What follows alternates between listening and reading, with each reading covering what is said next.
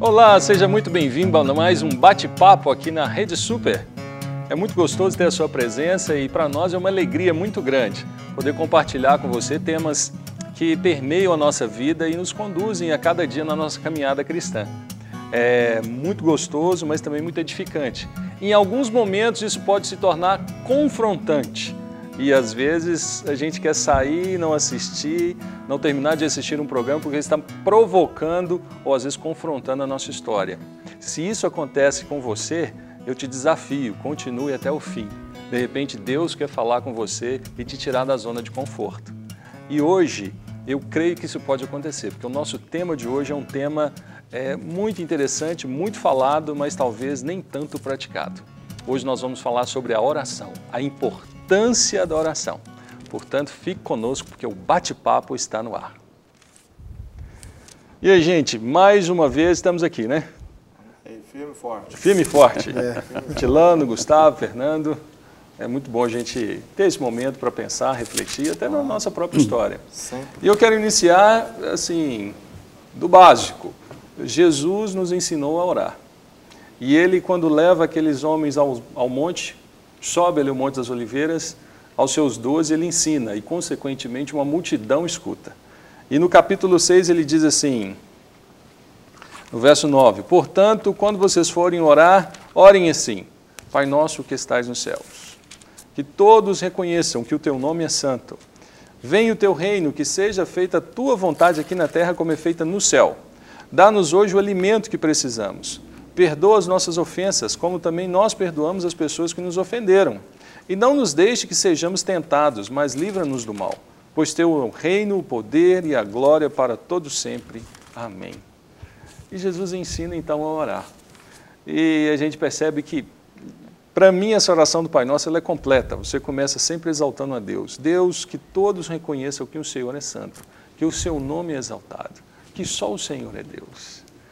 E aí a gente pergunta, na nossa vida de oração, para quem nos assiste, às vezes será que nós gastamos tempo assim, em primeiro lugar, ou no primeiro momento, exaltando a Deus, dizendo que Ele é o Senhor, que Ele é santo, que Ele é poderoso, que Ele é tudo?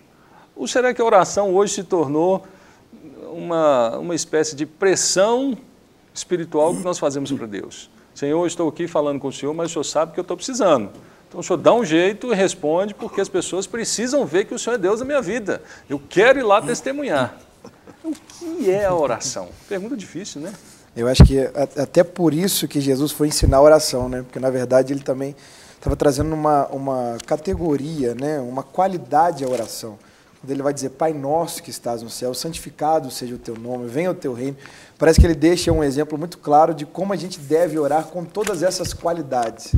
Tendo intimidade, chamando ele de Deus, né, como Pai nosso, sabendo que é divina a resposta, né, que estás nos céus, santificado seja o teu nome, a gente precisa investir tempo na sua presença, glorificando, né, venha o teu reino, quer dizer, seja eu o primeiro lugar do teu governo. Eu acho que essa oração é muito rica para trazer essa qualidade, pastor Charles, trazer essa qualificação da oração.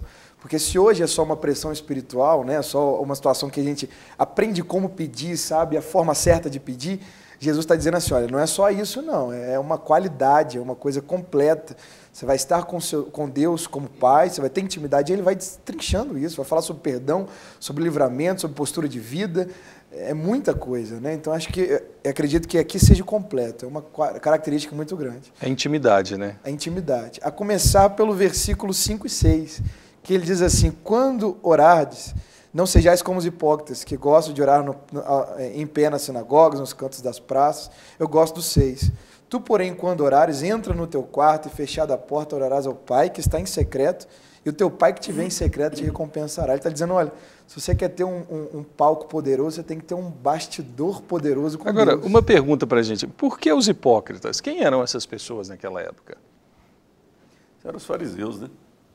E é interessante esse ponto que ele comenta, porque uma coisa é Jesus ensinando o que orar. Agora, interessante é como ele fala, quando você orar, o que você deve fazer? Porque os fariseus queriam simplesmente aparecer para todo mundo, fazer orações nas praças e se mostrarem. E eu acho interessante que Jesus vem mostrar para a gente uma forma de evangelho que faz diferença. é o da consciência. Ele não chega para a pessoa e fala assim, ó, vocês vão orar nas praças. Não, quando você for orar, vai para o teu quarto e o teu pai vai te recompensar. Ele está querendo uma mudança de consciência, porque as pessoas muitas vezes só preocupam talvez em orar no momento que chega na igreja. Nós vamos orar na igreja, talvez na hora que ele levanta da cama, ou talvez na hora que ele vai deitar, ou talvez na hora do almoço. Ó, vamos fazer uma oração. Hein? E eu lembro que era muito interessante, quando eu era pequeno, as pessoas falavam assim, sapeca uma oração aí. Como se fosse assim, é um negócio que você precisa fazer, é uma obrigação, então sapeca uma oração e pronto. E a gente vai tendo uma consciência diferente, fala, poxa, a oração é um relacionamento, o que você falou, é uma mudança de consciência. Porque é muito fácil nós, evangélicos, nos tornarmos igualzinho qualquer outro em repetições. Você repete a mesma oração todo dia. Deus, olha, me abençoa, guarda minha família, guarda meu pai. Você já viu quando a gente vai ensinar uma criança a orar? Meu filho de 6 anos de idade, quando ele está na mesa com a gente, fala assim, ora, ele praticamente, ele repete quase que sempre a mesma oração. Deus, eu te agradeço por essa comida, abençoa o papai, abençoa a mamãe, abençoa a minha irmã, minha outra irmã e a minha... Amém. Quer dizer, se não abrir o olho, é criança. Mas a Bíblia nos ensina, e Paulo fala muito isso, olha, quando eu era criança, eu agia como criança.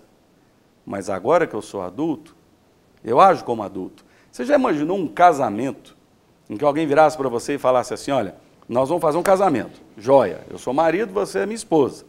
Então, ó, eu vou te dar um beijo de manhã, vou te dar um beijo na hora do almoço, vou te dar um beijo na hora de dormir. Isso é relacionamento? Não. E é o que muitas vezes a gente acaba fazendo com Deus. Por quê? Eu não tenho tempo para orar. Oração, se a gente parar para pensar, é uma das coisas que a gente sabe pouco e é uma das coisas que a gente faz muito menos.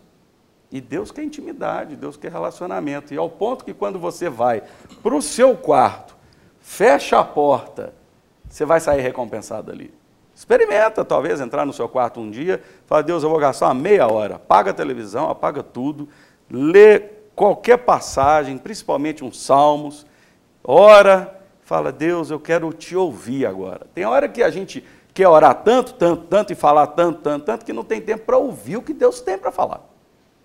Então, quando você vai para o quarto, quando você não está na igreja, quando você não está perto de ninguém, e você desliga do mundo, aí você começa a orar. Ô, Fernando, você não acha que os hipócritas aqui também... todo mundo desce a lenha no hipócrita aqui, mas, na verdade, o hipócrita estava tentando fazer certo, né? Ele achou que estava certo. Talvez essas pessoas que estão sendo taxadas de hipócritas. Mas, na verdade, eram pessoas que estavam tentando fazer certo e, de repente, eles podem até se tornar hipócritas.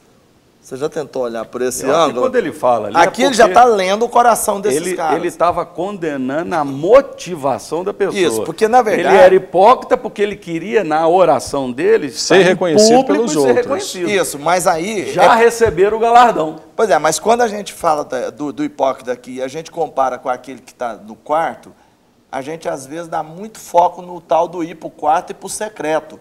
Como se esse também aqui não tivesse o seu valor.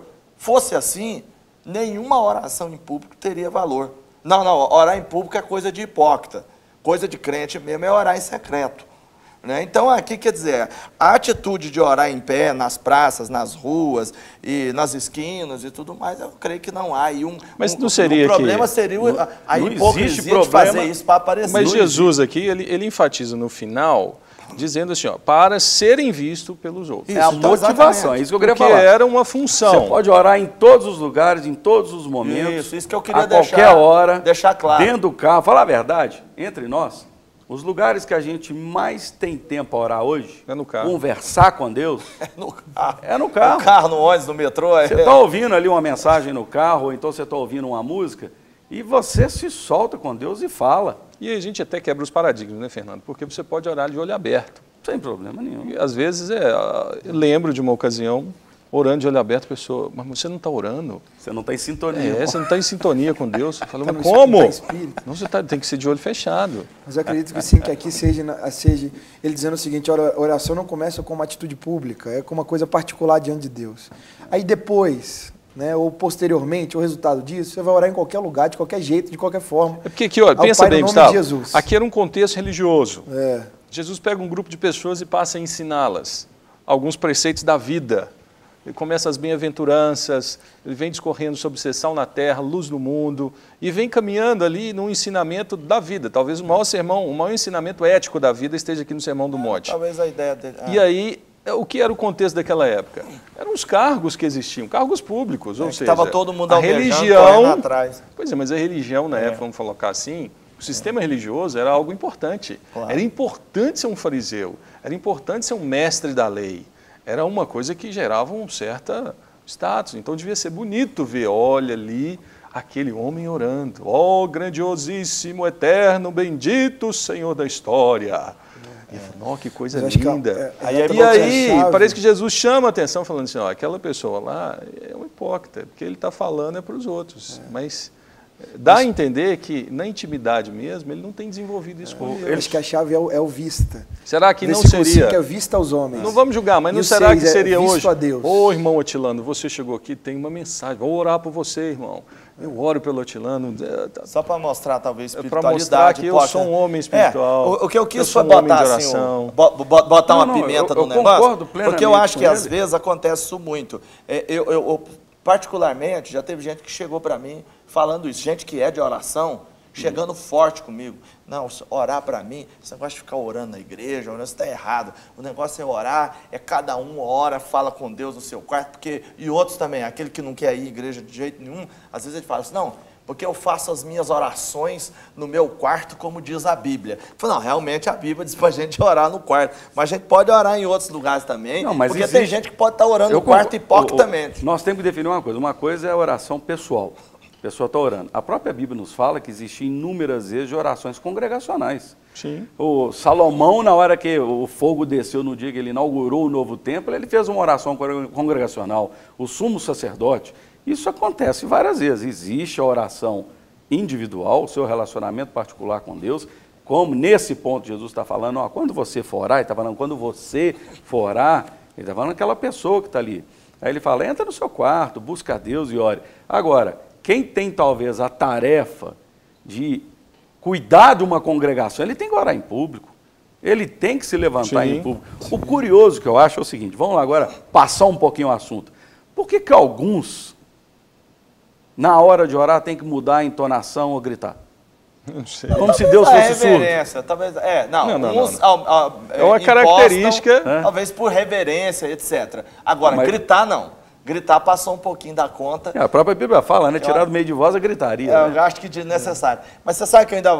Mas os irmãos que gritam, às vezes, eles estão com o coração ali tão sensível. Mas eles criaram uma cultura, mas aí, aquela cultura. Então, aí eu lembro do Gustavo, né? Para mim é ótimo. Ele não se tem sente problema. Bem fazendo. Não, ele se sente bem fazendo. Eu acho que aí entra as características do que Jesus ensinou. Se alguém está orando muito baixinho, está gritando, mas ele está dentro do Pai Nosso, que estás no céu, santificado seja o teu nome, venha o teu reino. Falando com essas Deus. Qualidades da oração, dos bastidores, e se for pública, ela ser genuína, né? Primeiro ter uma intimidade com Deus. O que precisa eu acho é que ela orar, é genuína.